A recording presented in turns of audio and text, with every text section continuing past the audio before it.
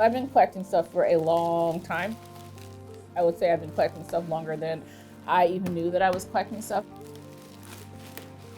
We're from a small town of East Palo Alto in Northern California. And for me, a lot of what I thought about as a young person was sort of thinking through like, who's gonna know that my family existed, or who's gonna know that people in my town existed, and me having like this very, very vivid concern about who's supposed to be the steward of this history.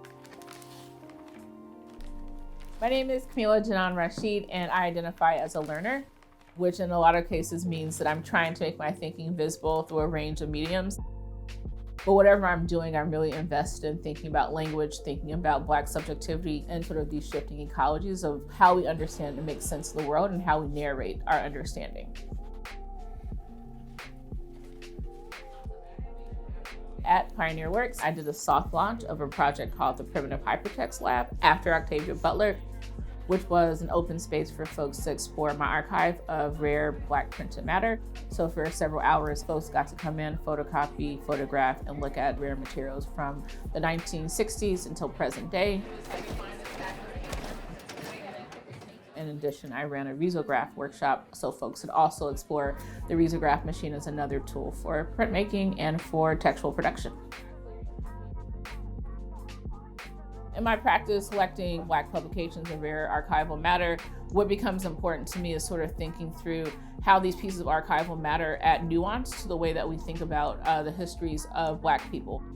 There's a particular flattening that occurs when we think about Black people. And so through the exploration of this archive for myself, what has happened is that it provides a way to sort of think about the wide permutations of this lived experience, that we are not one group of people, how could we be? And that these different materials are presenting this variation in lived experience.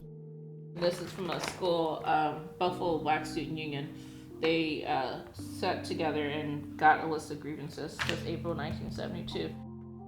I remember going to libraries and just like collecting random sheets of paper that I thought like, oh, you should definitely keep this like piece of a newsletter or this newspaper or like this other random thing from school. So for me, as I got older, I started to think more about the different ecosystems of who is producing things, what publishing presses are producing certain things, how are people finding other ways to publish stories that may not make it through traditional publishing presses, and started getting really interested in doing research about these publishing presses. There are lots of archives that exist in the world, and those archives require lots of permissions and credentials to access. And so for me, it becomes important in my practice to not only talk about democratization of knowledge production and knowledge dissemination, but to actually do those things. And as a former high school teacher and now working in curriculum development and thinking about my practice as a learning experience, as a pedagogical experiment, I really want to have my work mirror this invitation to wandering. Really thinking and being patient with folks as they wander through my work, wander through my archive, wander through my thoughts, wander through my reading, wander through my writing.